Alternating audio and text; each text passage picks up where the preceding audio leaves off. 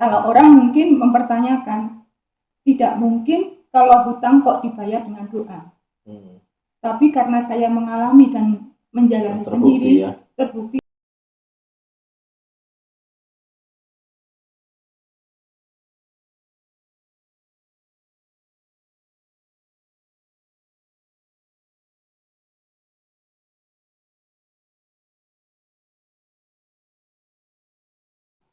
A'udzubillahi minasyaitonirrajim. Bismillahirrahmanirrahim. Assalamualaikum warahmatullahi wabarakatuh. Sahabat Jalan Kebaikan dimanapun Anda berada, jumpa lagi bersama saya Muhammad Bagus Pratomo dalam program podcast Jalan Kebaikan yang dipersembahkan spesial oleh komunitas Tebar, Temanggung Berkah Anti Riba. Dalam podcast ini kita akan berbagi inspirasi, motivasi, dan juga edukasi untuk kemudian kita berikhtiar bersama-sama membangun sebuah peradaban yang lebih baik lagi ke depannya untuk bangsa kita, untuk lingkungan kita, dan juga keluarga kita. Salah satu bahaya yang terus harus kita waspadai di akhir zaman ini adalah bahaya mengenai riba yang sudah jelas diharamkan oleh Allah, dan sayangnya hari ini kita mendapati satu kondisi di mana masih banyak yang menganggap riba itu lazim, bahkan halal. Nah, kita akan hadirkan tokoh-tokoh yang sudah pernah mengalami dalam proses episode hidupnya bersentuhan dengan riba dan kemudian berhijrah kembali ke jalan Allah. Nah, salah satu yang pernah menjalani kehidupan seperti itu adalah tamu kita yang spesial hari ini. Kita hadirkan di studio podcast Tebar, yaitu Ibu Ati. Assalamualaikum, Bu Ati. Waalaikumsalam warahmatullahi wabarakatuh. Gimana kabarnya, Bu Ati? Alhamdulillah. Sehat ya? Sehat. Alhamdulillah. Sudah siap untuk berbagi cerita ke teman-teman semuanya? Insya Allah siap. Baik, mudah-mudahan nanti cerita yang akan Bu Ati bagi ke kita semua adalah cerita yang bermanfaat, menginspirasi, dan bisa menjadi keteladanan untuk kita semuanya. Bu Ati mungkin bisa diawali cerita aktivitas sehari-harinya saat ini, Bu Ati, apa saja? Aktivitas sehari-hari saya sekarang jualan online. Ya, yang dulu istilahnya itu apa namanya, buka warung, tapi ternyata kok tidak begitu jalan. Akhirnya saya mulai usaha dengan online dan alhamdulillah sampai sekarang sudah jalan. Iya. Dari tahun berapa ini berarti usaha bisnis online-nya? Baru jalan 2 tahun ini. 2 tahun iya. Ya. Artinya Bu Ati berusaha mencari peluang dan alhamdulillah ini jeli sekali bahwa saat ini pasca COVID tentunya yang paling banyak peluang ini secara online ya kita berjualan dan di situ akhirnya Bu Ati masuk. Kalau sebelumnya ini tokonya jualan apa kalau yang sebelum online? Ya dagang makanan dan minuman. Kebutuhan pokok gitu ya untuk masyarakat. Hanya itu usahanya Bu Ati. Saat ini semenjak istilahnya itu dulu kena riba, berhenti total sama sekali, tidak ada usaha sama sekali karena memang benar-benar tidak bisa berbuat apa-apa karena riba. Akhirnya pelan-pelan usaha dagang itu. Jadi benar-benar dimulai dari nol lagi gitu. Bukan cuma dari nol lagi, minus sekali. Ya. Ini yang sering dialami oleh teman-teman yang hijrah dari riba, bahkan startnya bukan dari nol lagi, tapi dari minus gitu. Baik, kalau usaha yang lama, kalau boleh tahu dulu mulai dari tahun berapa itu yang toko sebelumnya? Mulai dari tahun 2011. 2011, oke, sudah cukup lama. Iya, 2011. Kemudian dari awal memang saat itu langsung bersentuhan dengan riba di usaha itu?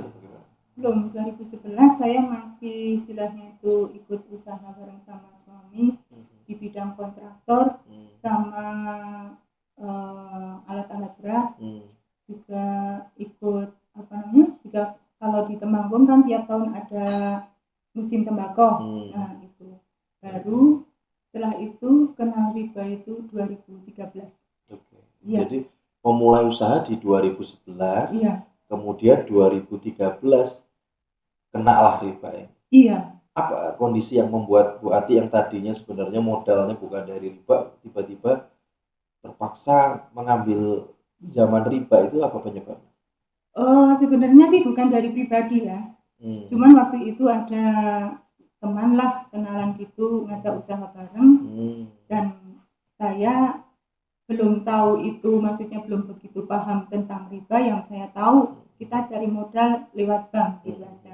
Itu jadi saya diminta modalnya, mereka yang menjalankan gitu. Jadi ya ternyata Allah tidak mengizinkan. Dari 2013 baru jalan 5 bulan sudah orangnya yang bawa modal kabur, saya yang menanggung jaminan atas nama saya semua, tapi uang sudah lenyap. Nah, itu awal istilahnya itu tahu soal riba 2013. Jadi artinya pinjaman riba ini pun tidak digunakan untuk usaha toko itu ya? Enggak. Usaha baru yang lainnya, baru dan yang ternyata lainnya berdampak nantinya ke toko yang sudah dijalankan sebelumnya ini? Belum, sebelumnya kan saya nggak usaha toko, sebelumnya kan istilahnya kontraktor. Tadi konstruksi dan alat berat itu ya. Gitu. Jadi benar-benar jadi semuanya itu terdampak. Begitu ikut itu 2013 saya masuk riba, 2014 sudah mulai goyang ya. Udah sampai hari ini. Tapi alhamdulillah semenjak bertemu dengan teman-teman yang mengajak saya untuk hijrah riba kurang lebih 5 tahun, pelan-pelan bisa bangkit kembali meskipun masih belum bisa seperti dulu. Jadi artinya Bu Ati ini merasakan banyak ujian ketika akhirnya mengambil pinjaman riba itu ya. Dalam bentuk apa saja mungkin bisa didetilkan ujian yang dirasakan saat itu, berat itu apa saja? Kalau soal ujian sudah tidak terlalu panjang perjalanannya ya. Kebanyakan itu memang pengorbanan perasaan, air mata.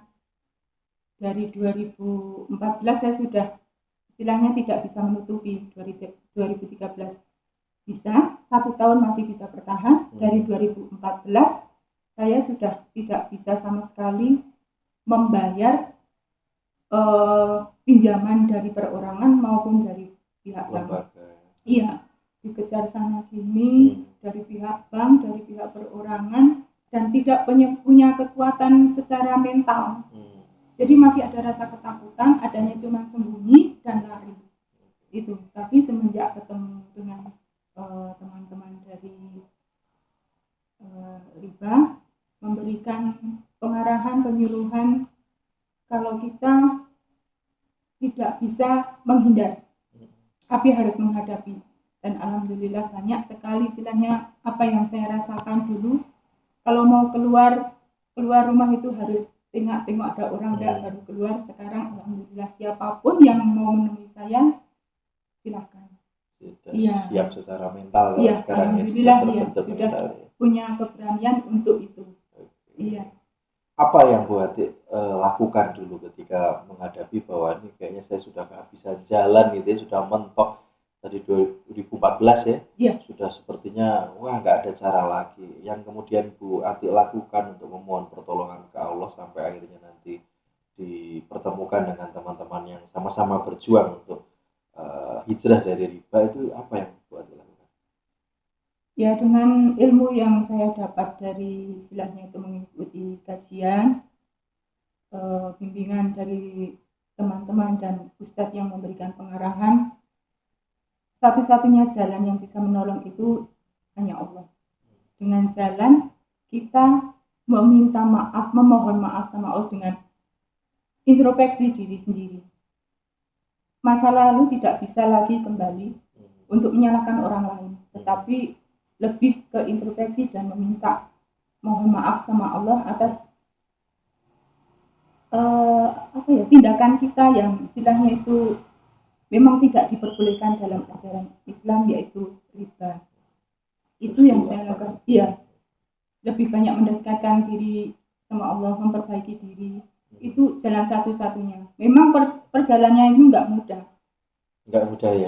Saya setelah hijrah pun masih belum mudah ya.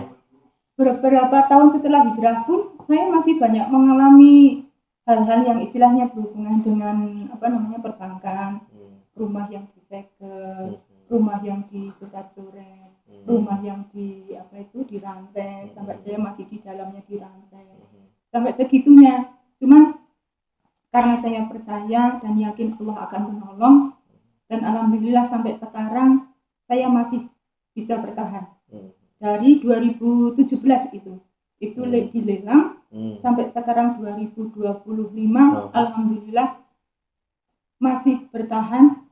Dan banyak sekali keajaiban yang dari dulu pihak-pihak yang begitu menekan saya untuk harus membayar ini itu dan dengan nilai yang besar, sampai sekarang cuma berapa persennya aja, dan itu di luar logika manusia.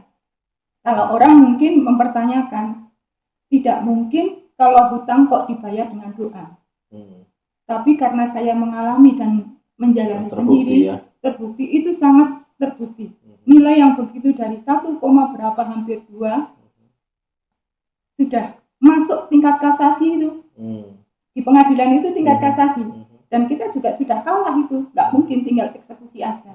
Banyak ancaman juga dari pihak bank, kalau nggak mau keluar ya harus jalan eksekusi.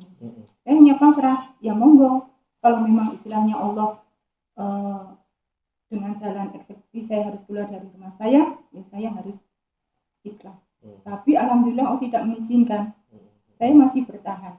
Rumah sudah dijual juga sama pihak bank itu. Sudah dijual. Saya sudah ditemui sama orangnya. Suruh keluar baik-baik. Saya dikasih sangu 150 juta itu waktu itu.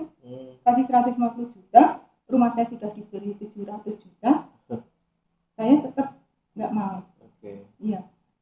Tapi selang berapa tahun dari nilai segitu, sekarang cuman suruh ngambil sertifikat rumah itu cuma 200 juta. Ya. Awalnya tadi sampai 1 rumah ya?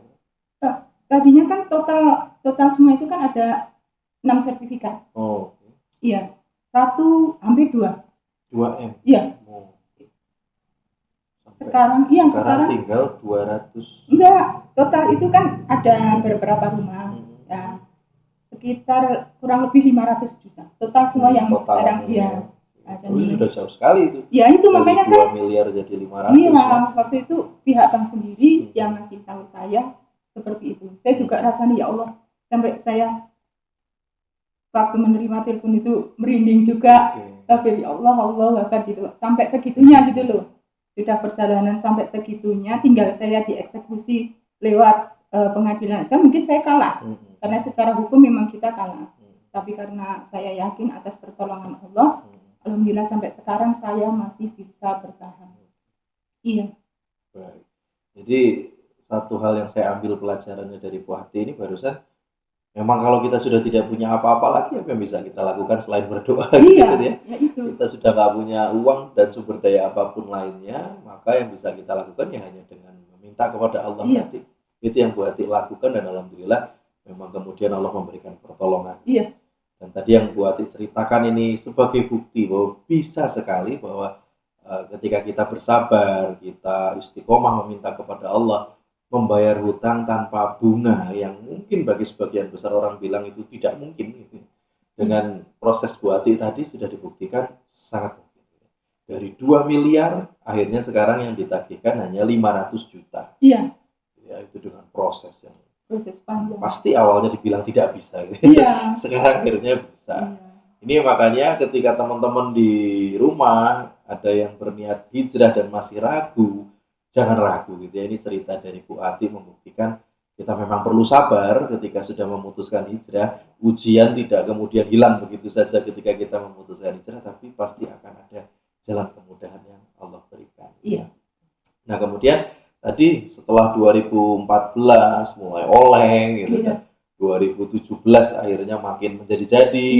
Akhirnya dipertemukan teman-teman pejuang anti riba ini di tahun 2017 itu. Enggak, tahun 2000. Oh malah sebelumnya udah. 2020. Oh 2020 setelahnya ya. Iya, setelahnya. Iya, setelah itu. Jadi sebelum itu ya saya tetap aja kehidupan tidak punya keberanian sama sekali untuk menghadapi dari pihak perbankan atau perorangan yang itu, masih punya istilahnya itu rasa duniawi yang masih ada gitu. Tapi semenjak saya bergabung dengan Tebar, alhamdulillah saya percaya dan yakin bahwa kekuatan doa itu adalah kekuatan yang paling untuk bisa menyelesaikan semua masalah. Jadi dengan Bu Ati tadi melepas kemelekatan itu justru Allah membantu Bu Ati ya sampai hari ini yang tadinya diancam lelang segala macam yang masih Bu Ati miliki di atas izin Allah ya. Iya. Apa aja kemudian yang Bu Ati dapatkan ini manfaat dari bergabung di komunitas di Tebar, ilmu atau apapun itu yang Bu Ati rasakan sebagai manfaat apa saja? Yang pasti istilahnya itu keimanan saya sebelum saya kenal dengan Tebar, mungkin kehidupan duniawi dan kedekatan dengan Allah itu jauh. Tapi semenjak banyak ilmu yang saya dapat, pengarahan dan dukungan support dari teman-teman semua, saya bisa istilahnya itu lebih dekat sama yang di atas. Tidak memperdulikan istilahnya itu omongan orang, tidak memperdulikan istilahnya cacian, makian, hinaan apapun itu sudah saya telan dulu sebelum saya hijrah riba. Tapi semenjak hijrah riba ini, alhamdulillah tidak ada rasa takut ataupun malu untuk bertemu atau menceritakan segala sesuatu tentang kehidupan saya gitu. Ada bismillah, udah inilah saya gitu.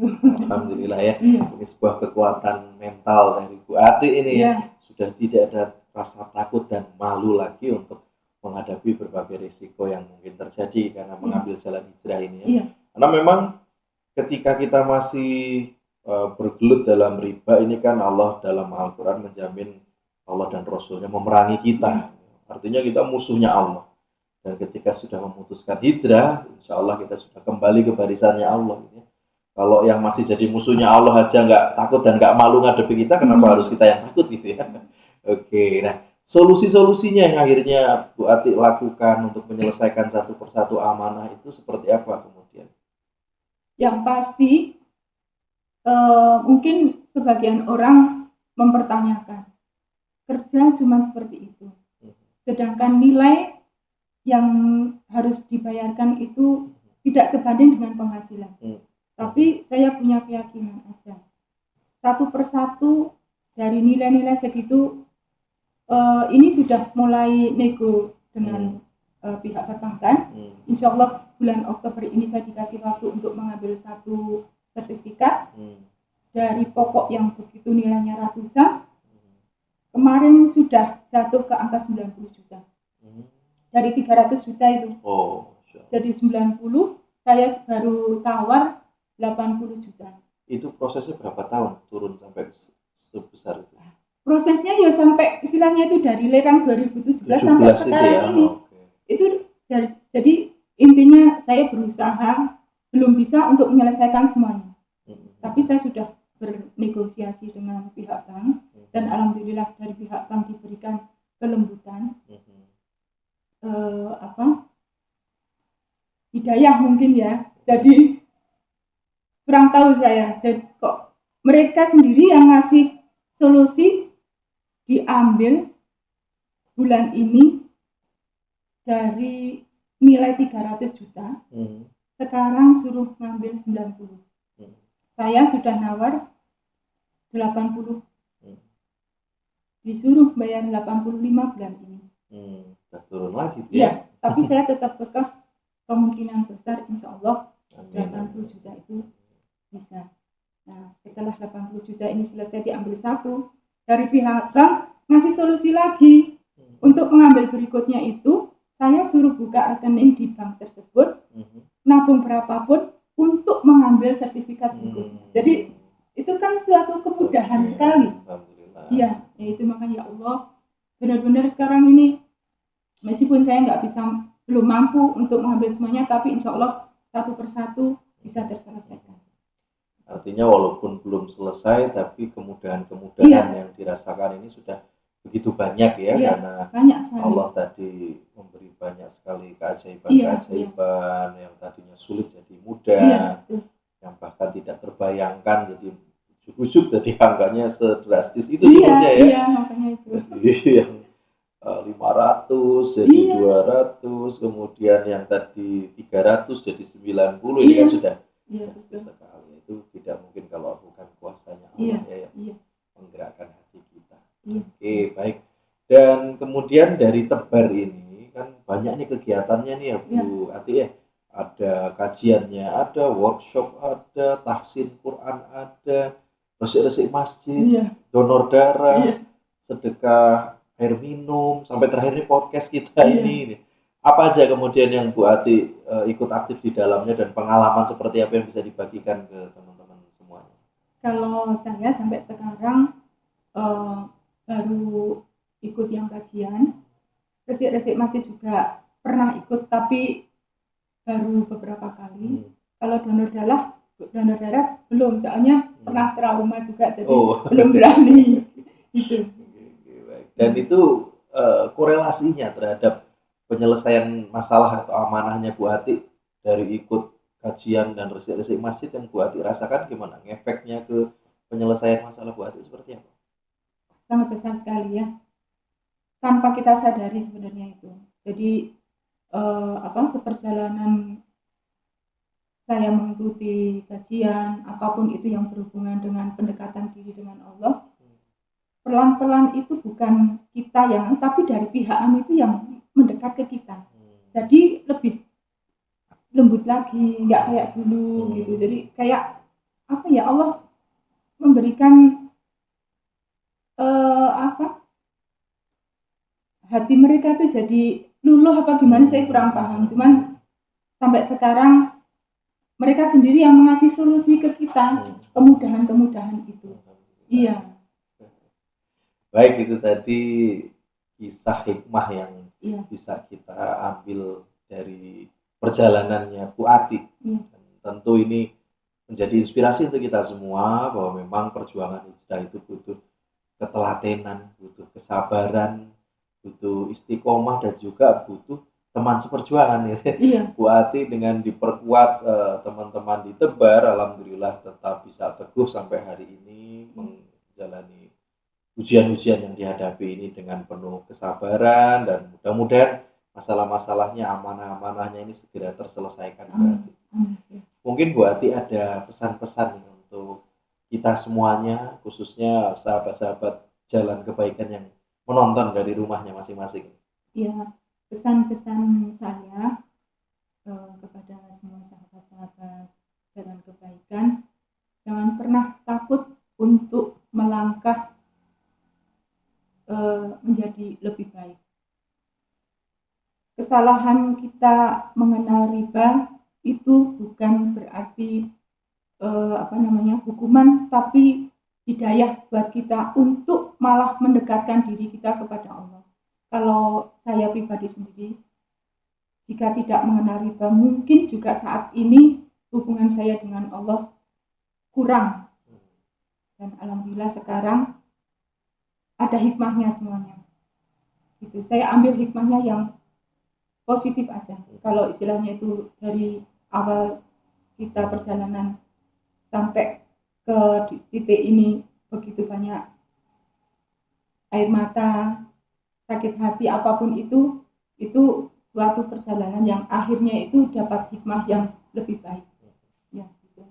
Luar biasa ini pesan dari Bu Ati. Jadi ambillah hikmahnya dari setiap ujian yang kita hadapi. Mungkin kalau nggak diuji dengan hutang, dengan riba, ini kita nggak ngaji, kita nggak kenal resik-resik masjid gitu ya. Alhamdulillah karena Allah memberikan ujian seperti itu, kita malah dipertemukan dengan banyak saudara yang menjadikan kita bisa lebih mendekat lagi kepada Allah Subhanahu wa Ta'ala. Jadi setelah ini Bu Ati nggak ada keinginan untuk kembali membuka tokonya dulu yang offline itu, apa akan fokus terus yang online itu? Untuk sementara fokus ke online dulu, ya, sampai istilahnya itu urusan dengan pihak perbankan satu persatu bisa saya selesaikan gitu kalau Lebih sudah. nyaman yang Iya, online ya, gitu. bergeraknya Iya. lebih leluasa Iya. ya. Jual belinya bisa kapanpun dan Iya. dimanapun.